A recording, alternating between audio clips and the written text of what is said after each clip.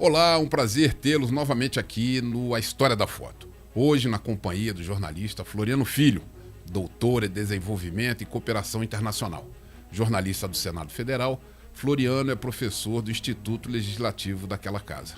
Professor, como vai? Tudo bem, Santana? Prazer em estar aqui com você. Prazer é nosso, professor. Vamos então à foto que ilustra o programa de hoje. José Maria da Silva Paranhos Júnior, o Juca Paranhos, o Barão do Rio Branco.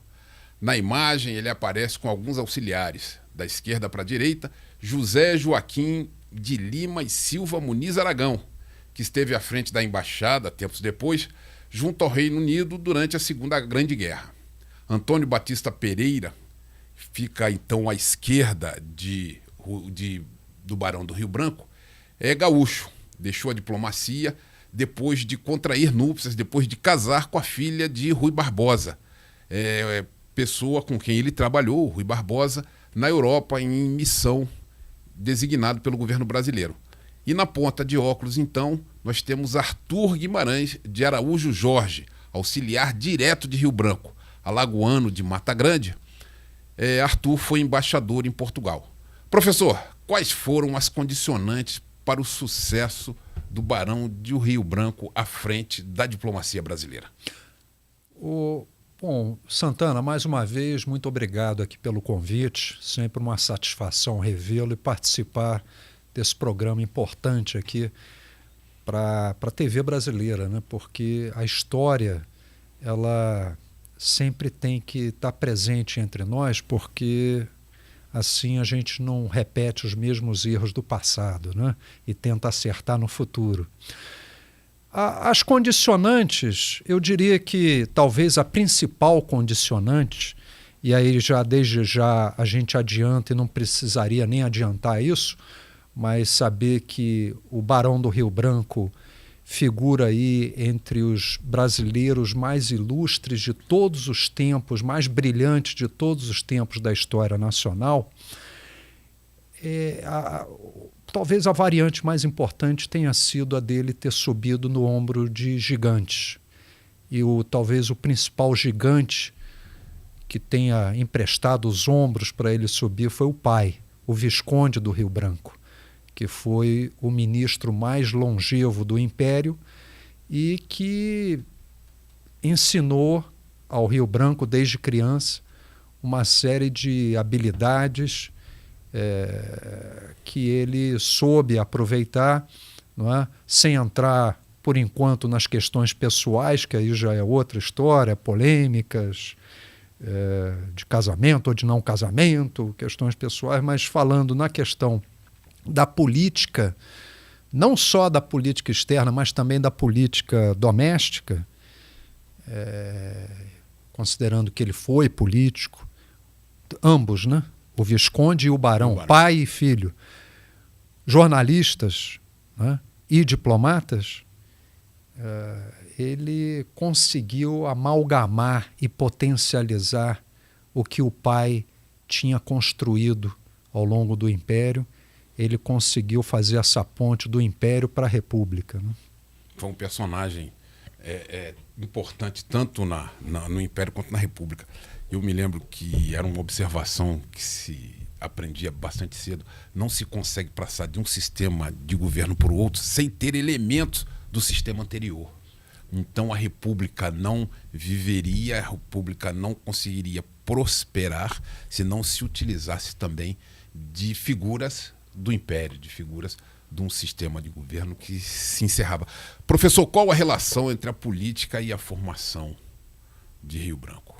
O Rio Branco foi deputado por Mato Grosso, né? O pai havia sido primeiro-ministro, o Visconde. Então, portanto, você tem aí uma relação óbvia, mas que não fica só no campo da política partidária institucionalizada em um congresso, em uma assembleia. Ela vai além, que é justamente entender a importância da comunicação e da relação com o jornalismo para usar como caixa de ressonância não só das suas ideias, mas também dos seus projetos. E o Barão soube utilizar muito bem essas ferramentas para continuar exercendo essa relação e fazendo essa ponte entre a política exterior e a política doméstica, que é um mito que se criou de que ele, quando ingressou na carreira diplomática, ele passou a lidar somente com a política externa. Isso fica claro também no livro, nessa biografia que foi escrita mais recentemente, do Luiz Cláudio, né? Villafañe. Que diplomata também, né? Diplomata, embaixador, foi ou é embaixador na Nicarágua, não é? E que que escreveu essa biografia já depois praticamente 50 anos da biografia anterior, né? Se eu não me engano, do Luiz Viana, né? Então você tem esse interregno, por incrível que pareça, né? E aliás, numa entrevista, tem vários materiais no YouTube sobre o Barão, né? Inclusive um trabalho muito interessante do Fernando Henrique Cardoso, tratando especificamente da vida do Barão, muito bem feito. Material da TV Cultura também, muito bem feito. Mas um dos mitos que o Luiz Cláudio desmistifica é justamente esse de que o Barão teria só se dedicado à política externa, esquecendo da política doméstica. Professor, a gente aprende que o Mapa do Brasil é um trabalho, o atual Mapa do Brasil é um trabalho de Rio Branco, né? Não Partes dele é determinado pelo trabalho de Rio Branco. Quais a gente pode elencar como as grandes vitórias de Rio Branco? Olha, talvez as duas maiores e mais interessantes também, e até tem um lado aí de aventura, né, que daria um bom filme, ótimos filmes, né? Foram ali as disputas com a arbitragem internacional, né? A arbitragem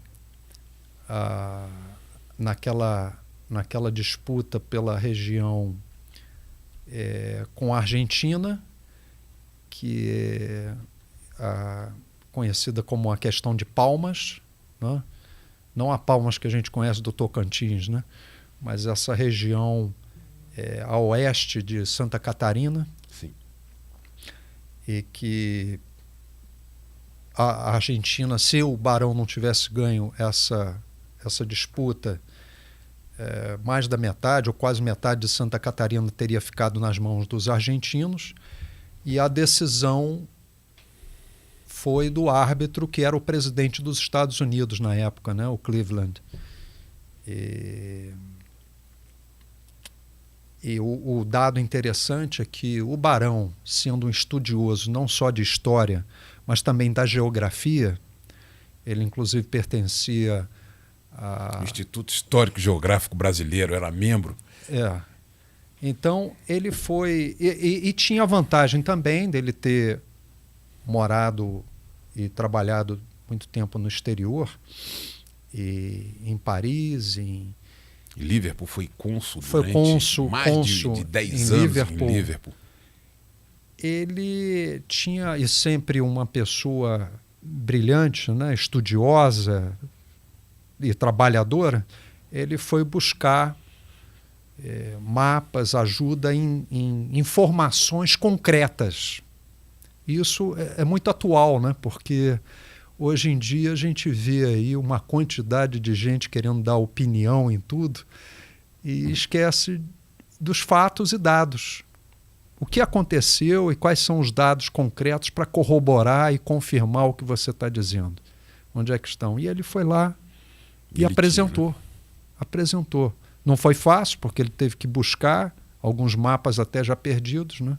Então, para não me alongar muito, essa história é maravilhosa. E até ressalvando que aqui, Santana, hoje, nós somos já amigos de longa data, aqui hoje eu estou como um mero curioso.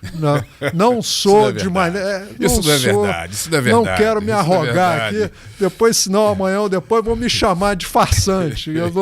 Tá vendo? Professor... Mas olha, para terminar de responder a sua pergunta, porque eu falei em um evento. O outro evento foi ali o Amapá, que também foi arbitragem internacional, desta vez por um suíço.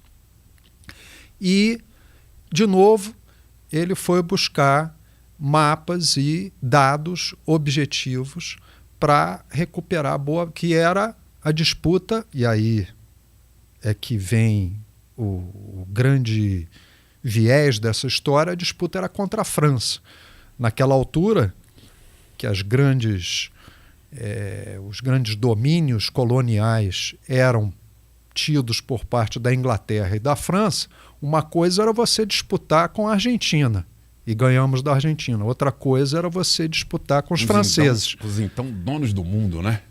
Os dois que disputavam, né? Os ingleses e os franceses. E você disputar com os franceses. E, novamente, ele ganhou. Por aí você veja por que ele também foi recebido aqui no Brasil, quando retornou, da forma que foi, como herói nacional, né? E essas vitórias, o que elas significaram para a relação do Brasil com os vizinhos?